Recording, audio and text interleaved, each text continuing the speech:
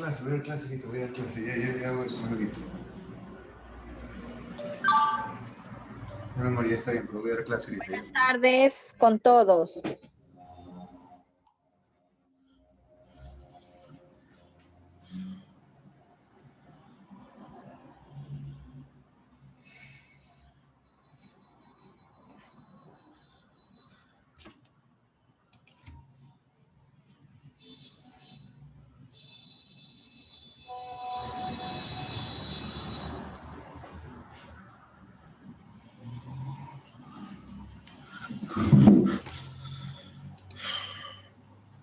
Buenas tardes.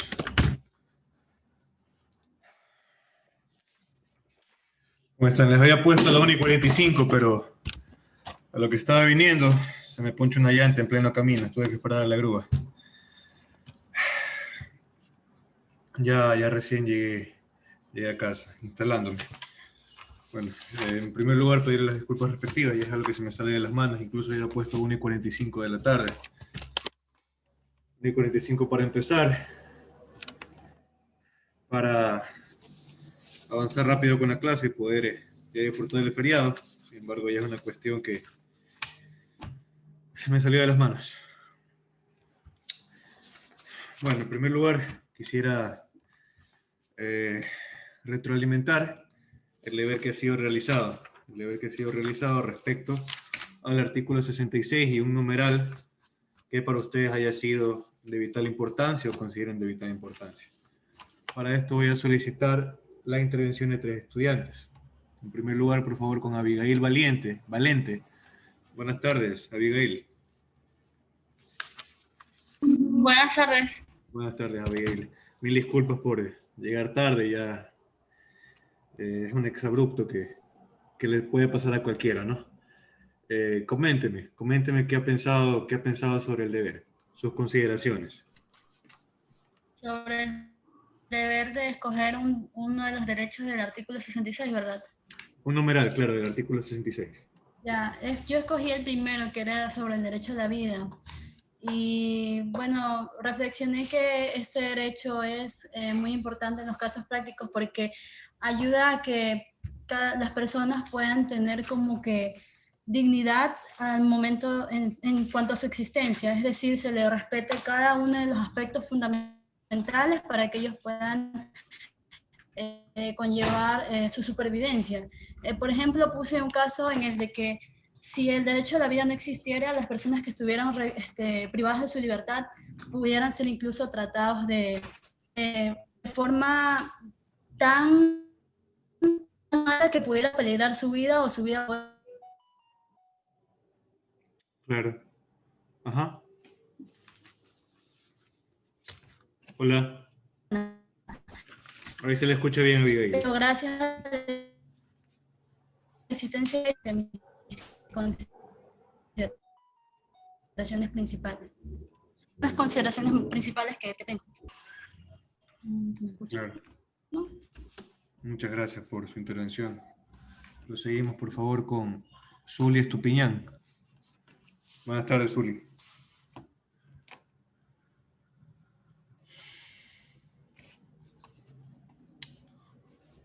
Buenas tardes, Zuli. Coménteme sobre el deber. Buenas tardes. Buenas tardes. En este caso yo escogí el numeral 3 que habla de la integridad personal, física y sexual. Lo relaciono un poco con lo que dicen los derechos humanos, los casos que se han presentado en esto y la evolución que ha tenido la perfección de este.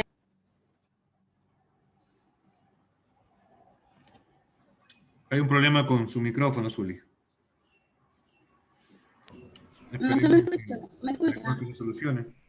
Sí, me estaba comentando. Sí, ¿sí me escuchan? Sí, le puedo escuchar bien.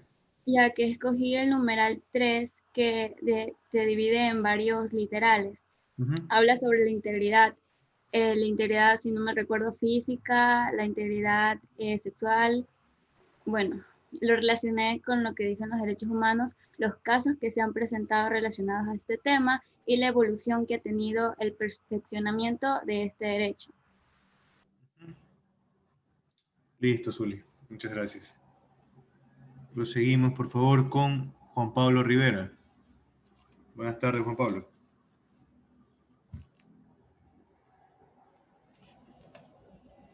Juan Pablo Rivera, buenas tardes.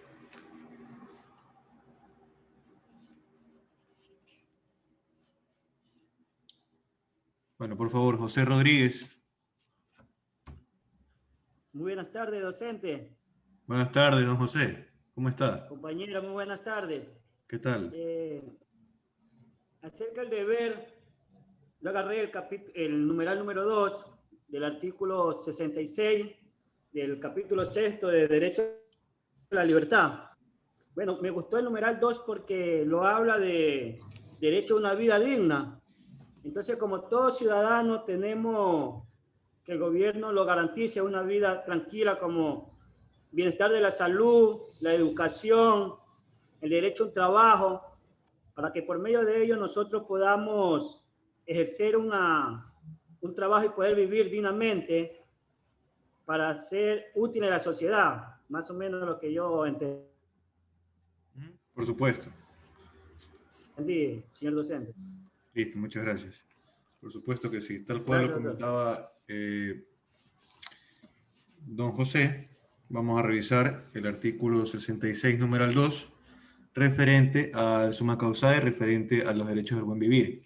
Todos estos derechos, vale la pena recalcar, sirven en sí para que las personas no sufran de ningún problema durante su vida. Es decir, ¿qué sucede? Tenemos como garantía dentro de la Constitución el derecho, por ejemplo, el derecho al agua y a la alimentación establecido en el artículo 12 y 13 de la misma. Asimismo, tenemos el derecho a un ambiente sano establecido en el artículo 15 de nuestra Constitución. A la educación establecido en el artículo 26, 27, 28 y 29.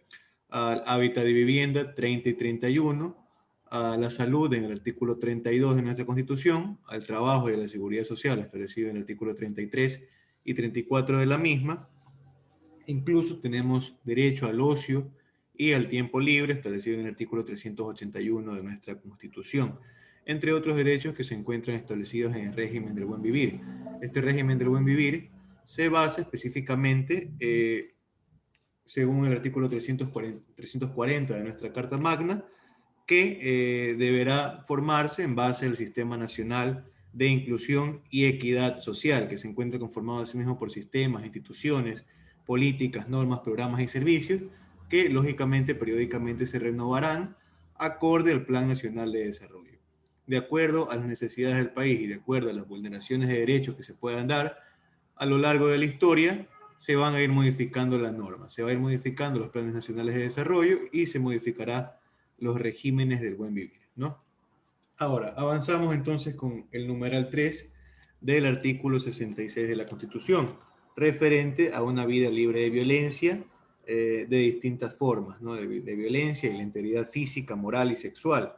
En este punto es de vital importancia tomar en cuenta lo establecido en el COIP acerca de la violencia contra la mujer y miembros del núcleo intrafamiliar, ya que es el tipo de violencia más importante. ¿Por qué es el más importante? Porque en este tipo de violencia la persona sufre de la misma prácticamente en todos los momentos del día, desde que se levanta hasta que descansa. Entonces, la violencia del hogar es tal vez el punto o el enfoque más importante respecto a esto. El COIP, en base a resguardar lo que es la integridad física, la psicológica y sexual, ha creado tipos penales a efectos de coacción. Entonces tenemos el artículo 155 que define lo que es la violencia contra la mujer y miembros del núcleo intrafamiliar y divide la violencia en tres partes específicas. En primer lugar, lo que es la violencia física, posteriormente la violencia psicológica y después la violencia sexual. Tenemos entonces en el artículo 156 lo que es la violencia física. La violencia física, vale la pena recalcar, manejará las mismas penas previstas en el artículo 152 de lesiones. ¿A qué nos referimos con el artículo 152 de lesiones? Cuando una persona sufra incapacidad a causa de la violencia física mayor a 3 días, se podrá aplicar lo que es el artículo 152 referente a lesiones establecidas en el COIP. Sin embargo, cuando estemos comentando, cuando tratemos el tema de violencia intrafamiliar contra la mujer, de violencia intrafamiliar, hablaremos de que las lesiones o las penas previstas en el delito de lesiones o en el artículo de lesiones deberán aumentarse en 1/3, ¿no? Ese es el plus que le pone el artículo 156 por violencia física y lógicamente mucho más reprochable porque es en contra de la familia. Asimismo, cuando se dice que existe una incapacidad de menos de 3 días, se considerará una contravención y podrá aplicarse una pena privativa de libertad de 7 a 30 días. Lógicamente, el tiempo de la contravención menor a 30 días. En cuanto a la violencia psicológica, lo vemos en el artículo 157 y se define según este artículo que se hará este tipo de violencia cuando se cause perjuicio a la salud mental por actos de perturbación, amenaza, chantaje, manipulación, humillación, aislamiento, vigilancia, hostigamiento, control de creencias, decisiones o acciones, ¿no? Existen asimismo distintos niveles o distintos tipos de violencia psicológica. En primer lugar, tenemos la violencia psicológica leve, la cual se da personalmente, se da en un área no apta al público, ¿no? Este tipo de violencia en el hogar u otras circunstancias, en el cual únicamente está el agresor y la persona afectada. En estos casos, la violencia será de 30 a 60 días y tendrá lógicamente que comprobarse, ¿no? En el numeral 2 se manifiesta la violencia psicológica intrafamiliar de manera moderada. ¿Qué significa esto? Cuando el agresor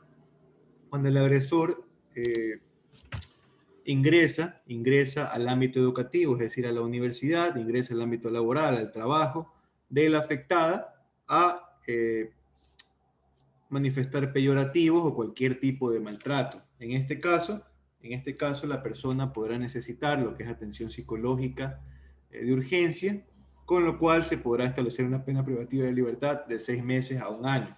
Eso es cuando es violencia psicológica intrafamiliar de manera moderada. Ahora, tenemos la violencia psicológica severa, establecida en el numeral 3 de este artículo 157, y determina que cuando, a pesar de que se haya recurrido a aquel profesional de la psicología, en este caso, dicha vulneración a su salud mental no ha sido subsanada. En estos casos será la pena privativa de libertad de 1 a 3 años. Respecto a la violencia sexual, nos podemos regir el artículo 158 del COIP, que determina que se tomarán las mismas penas privativas de libertad establecidas en los delitos contra la integridad sexual y reproductiva que se presentan en el COIP a partir del artículo 164 hasta el artículo 175, tal cual pueden ser, por ejemplo, el delito de violación, de abuso sexual, de acoso sexual, de inseminación no consentida, de estupro, entre otros, establecidos en el COIP, ¿no? Respecto al ámbito laboral, recordando que nos encontramos estudiando lo que es la integridad física, psicológica y sexual. Respecto al ámbito laboral, que viene a ser, puede ser ya sea física, psicológica o sexual asimismo, tenemos el acoso laboral. El acoso laboral que se encuentra establecido en el artículo enumerado posterior al artículo 46 del Código de Trabajo. Dicho acoso laboral es definido por el Código Laboral como todo comportamiento atentatorio a la dignidad de la persona ejercido de forma reiterada y potencialmente lesivo, cometido en el lugar de trabajo o en cualquier momento en contra de una de las partes de la relación laboral o entre trabajadores, que tenga como resultado para la persona afectada su menoscabo, maltrato, humillación, o bien que amenace o perjudique su situación laboral. En estos casos vale la pena recalcar, no solamente será acoso laboral cuando existe insultos o existe cualquier tipo de chantaje dentro del lugar de trabajo. También podrá darse fuera del lugar de trabajo cuando exista relación con las partes con las cuales conviven en el trabajo. Ejemplo, las personas se van a una cena de Navidad, las personas que trabajan ahí van a una cena de Navidad y el jefe, lógicamente ya con sus tragos, empieza a manifestar situaciones que provocan deshonra en otra persona, en uno de sus empleados, y asimismo empieza a chantajearlo o a hacer bromas pesadas, vale la pena recalcarlo, acerca de que lo va a echar del trabajo. En este caso existirá un acoso laboral en el caso de que sea reiterado, ¿no? Tenemos esa idea. ¿Sí? Parece que vi que alzaron la mano. Bueno, ya la bajaron otra vez. Proseguimos entonces. Pues proseguimos. Lógicamente, cuando exista este tipo de acoso laboral, podrá denunciarse ante el inspector de trabajo, ante la Inspectoría de Trabajo, quien deberá prestar especial atención en el caso de que se recurra o se vulnere lo que es el principio de no discriminación, o que se dé el hostigamiento a causa del principio, vulnerando el principio de no discriminación. Es decir, que la discriminación, que el hostigamiento se dé únicamente por el hecho de que una persona sea afroamericana, de que sea homosexual, de que tenga distintas afiliaciones políticas, entre otras circunstancias, ¿no? Asimismo, si nos regimos al ámbito público, podemos regirnos exclusivamente a la LOCEP, ¿no? Acerca del acoso laboral.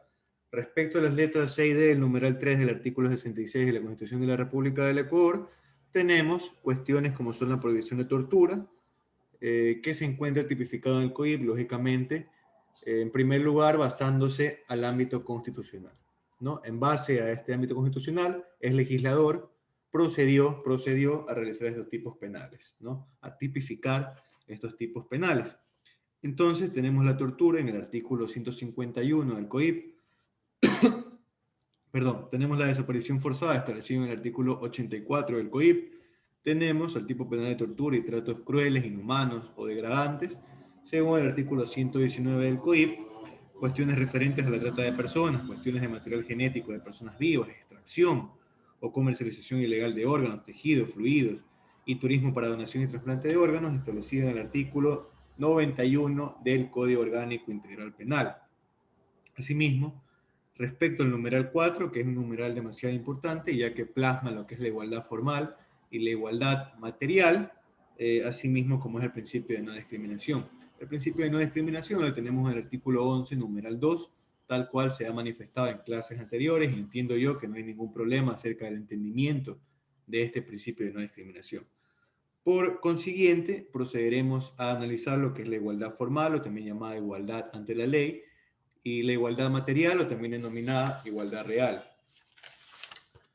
Vale la pena recalcar que ambas igualdades comparten el mismo enfoque, sin embargo, sus efectos son diferentes. ¿Por qué? La igualdad formal tiene relación directamente con la garantía de identidad de trato a los destinatarios de las normas jurídicas, es decir, que todas las personas deberán prestar o deberán tener igual trato frente a la norma jurídica, ¿no? En cambio, la igualdad formal no tiene que ver con la igualdad material, perdón, no tiene que ver con cuestiones formales, sino busca la real posición social del individuo, a quien va a ser aplicada la ley, la norma, con el objetivo de evitar injusticias. Es decir, manifiesta la igualdad material de que no todas las personas tienen las mismas capacidades, tal cual se establece en la igualdad formal. La igualdad material busca generar los derechos de acuerdo a las capacidades de cada persona. Es decir, no se podrá comparar a aquella persona que tenga cualquier tipo de discapacidad frente a una persona sana que no las tenga, ¿no?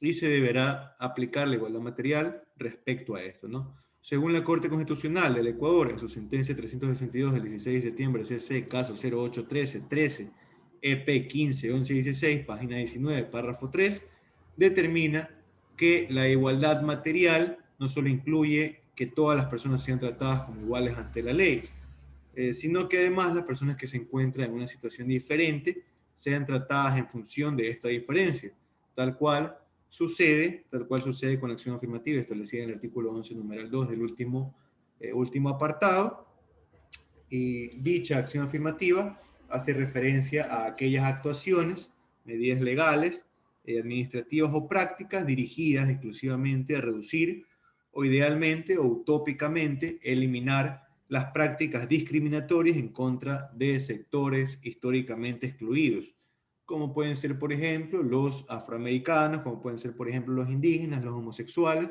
entre otros que han sido excluidos a lo largo de su historia, marginados a lo largo de su historia. Con el fin, la acción afirmativa, de aumentar su verdadera representación social. Es decir, que existan más personas de distintas circunstancias, como son personas afroamericanas, personas homosexuales, indígenas, dentro de las funciones del Estado. Dentro de las funciones del Estado, en el poder público y en el poder, en este caso, privado, lo que es la empresa privada. Entonces entendemos que existirá dos mecanismos, lo que es en primer lugar un tratamiento preferencial, como es la acción afirmativa. Por ejemplo, cuando existen concursos de jueces, concursos de fiscales, aquella persona que compruebe aquella acción afirmativa, que compruebe que ha sido, o que su etnia, por ejemplo, ha sido vulnerada a lo largo de la historia, si lo comprueba, será acreedor a 1 o 2 puntos más, recordando que los concursos de méritos de oposición se basan en puntos, ¿no? Ahora, también se establecerá la selección expresa. ¿A qué nos referimos con selección expresa? Tenemos el punto de la empresa privada. La empresa privada está obligada, según el Código de Trabajo, a contratar a cierto número de personas con distintos tipos de discapacidad, ya sea física, psicológica, entre otras, ¿no? Estas personas deberán ser contratadas, lógicamente, de acuerdo al número total de empleados que tenga la empresa. Ahora, según el numeral 5 del artículo 66, entendemos que el derecho al libre desarrollo de la personalidad es el derecho que posee todo ser humano de autodeterminarse, diseñar y dirigir su vida según su voluntad, conforme a sus propios propósitos, proyectos de vida, expectativas, intereses, deseos. Entonces entendemos que una persona puede cambiar al libre albedrío lo que es su sexo, su orientación sexual, su afiliación política, las veces que esta persona desee, ya que está desarrollando libremente su personalidad. Pero obviamente no podrá obligar a otra persona a hacer lo mismo ni a cambiar sus ideales, ¿no? Asimismo, no se pueden vulnerar derechos o bienes jurídicos ajenos en el transcurso. ¿A qué me refiero con esto? Una persona que es rockera, que gusta del punk, lógicamente podrá realizar conciertos, podrá expresarse por medio de redes sociales, podrá dar mensajes. Sin embargo, cuando esta persona busca expresarse por medio de grafitis, haciendo grafitis en casa del vecino, haciendo grafitis en la iglesia de la ciudad, se está afectando bienes jurídicos ajenos. Por tal motivo, se está pasando de los límites de lo que es el desarrollo de la personalidad y está afectando bienes jurídicos ajenos. En este caso, se podrán aplicar acciones jurisdiccionales en contra de esta persona. Respecto al numeral 6, vemos lo que es la libertad de expresión, en donde tenemos como base legal internacional el artículo 19 de la Declaración Universal de Derechos Humanos de 1948, que determina que cada persona será libre de expresarse o incluso hasta de mentir. Lógicamente tomará sus decisiones cada persona respecto a las palabras que emita, siempre tomando en cuenta que si las aseveraciones vulneran el derecho a la honra de otra persona, se podrá acudir a los órganos jurisdiccionales correspondientes. Es decir, de cada persona dependerá cómo se maneja su libertad de expresión. Ahora, dentro de la libertad de expresión también está la libertad de prensa, que es una piedra angular dentro de esta libertad de expresión, es la parte más importante tal vez en sociedad, ¿no? La cual en nuestro país ha sido regulada por la Ley de Comunicación. Esta Ley de Comunicación que ha condicionado lo que se manifiesta dentro de los noticieros, por ejemplo. Entonces, se ha confundido la libertad de expresión como un bien público, cuando es un derecho de libertad que tenemos todas las personas de acuerdo a la Constitución. En el numeral 7 que procedemos a leerlo,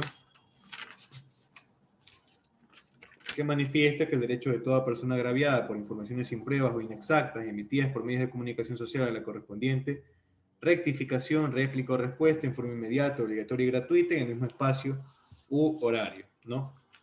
Respecto a esto, aquella persona que culpe a otra, por ejemplo, del cometimiento de un delito sin ningún tipo de fundamento ni ninguna interposición de un proceso legal, estaría encuadrando netamente en el artículo 182 referente a la calumnia establecida en el Código Orgánico Integral Penal.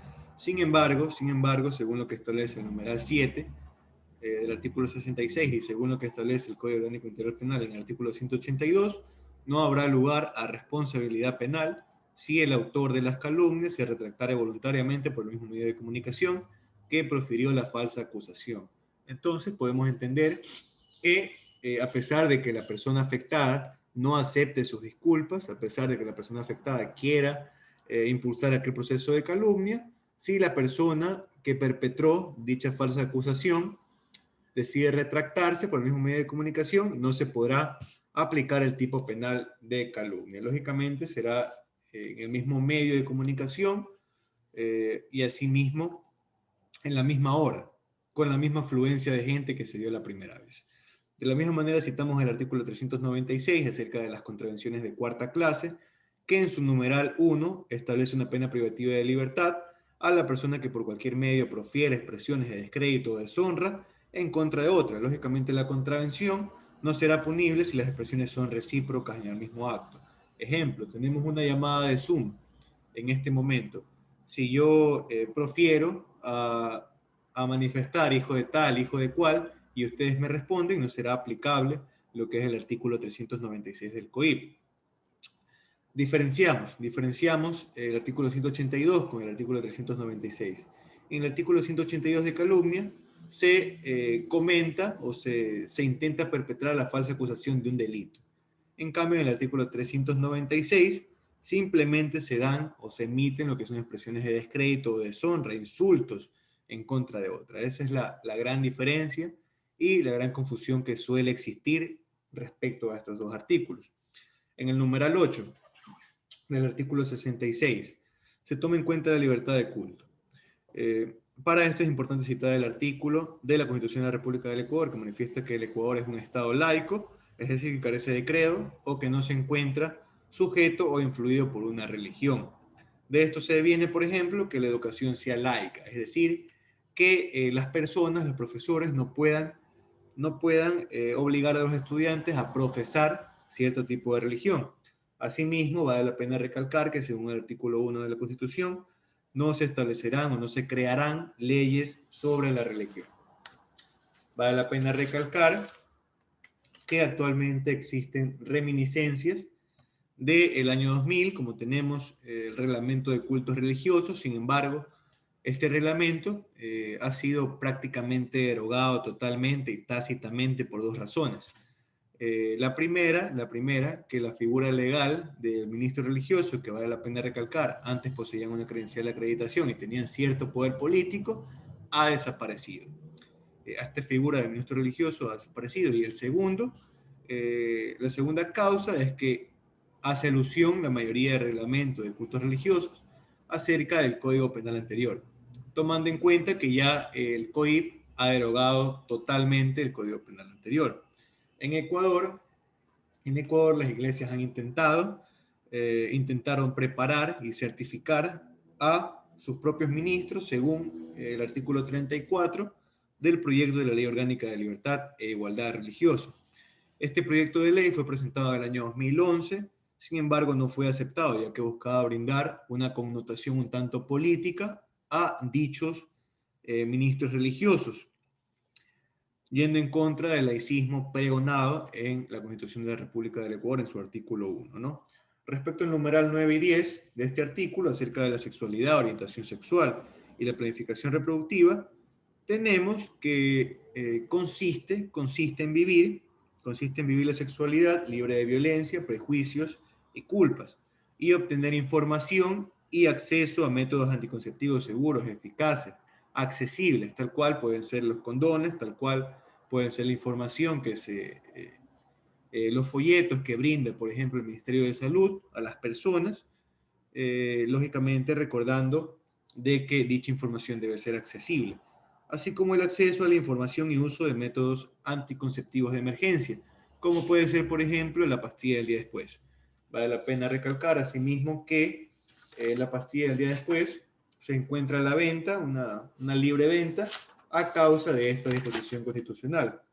Entonces nos percatamos que la Constitución irradia a toda la sociedad, ¿no? El Estado en virtud de este derecho podrá ejercer lo que son normas y políticas públicas podrá realizar campañas en colegios, medios de comunicación, entregar anticonceptivos a la sociedad, entre otras circunstancias. Asimismo, respecto a la orientación sexual, se aplicará lo que es el principio de no discriminación y las personas podrán lógicamente adherirse a agrupaciones actuales, tal cual puede ser el LGBTI, ¿no? En el numeral 11 del artículo 66 tenemos el derecho a guardar reserva sobre convicciones, perdón. Significa que nadie puede obligarnos a declarar si somos de izquierda, si somos de derecha, si somos católicos, si somos protestantes, si somos ateos, entre otros, ¿no? Ya que este es un derecho personal que tenemos, por lo tanto debe ser respetado en todo momento y en todo lugar, razón por la cual nadie nos podrá discriminar por nuestras convicciones y darnos un tratamiento distinto por el simple hecho de pensar de una manera no convencional o de no compartir ciertos criterios con otras personas, ¿no? Respecto al numeral 12 del artículo 66, tenemos el derecho a la objeción de conciencia. Para esto, será necesario citar al filósofo Joseph Raz, filósofo, abogado, ético y político Joseph Raz, quien define a la objeción de conciencia como una violación del derecho en virtud de que a la gente le está moralmente prohibido obedecerlo, ya sea en razón de su carácter general o porque se extiende a ciertos casos que no debieron ser cubiertos por él. Es decir, una persona cuando no se sienta con la total experticia para poder realizar cierta actividad profesional, podrá lógicamente abstenerse de la misma, siempre y cuando no se encuentre en peligro, lo que son bienes jurídicos importantes para la normativa penal y la Constitución en el Ecuador, como es el derecho a la vida o el derecho a la salud, ¿no? Asimismo tenemos la objeción profesional. ¿A qué se refiere con esto? Como por ejemplo quien se rehúsa a formar parte de cualquier manera sobre la investigación, fabricación y comercio de armas de guerra. Entonces, una persona que se encontraba en una empresa realizando otra actividad y que de la noche a la mañana le comenten que va a fabricar armas, esta persona podrá abstenerse de realizarlo en base a la objeción profesional, tomando en cuenta que esta persona puede ser religiosa o puede ser adepto a la no violencia, ¿no? Asimismo, tenemos la objeción médica, o también llamada objeción sanitaria, objeción de conciencia sanitaria.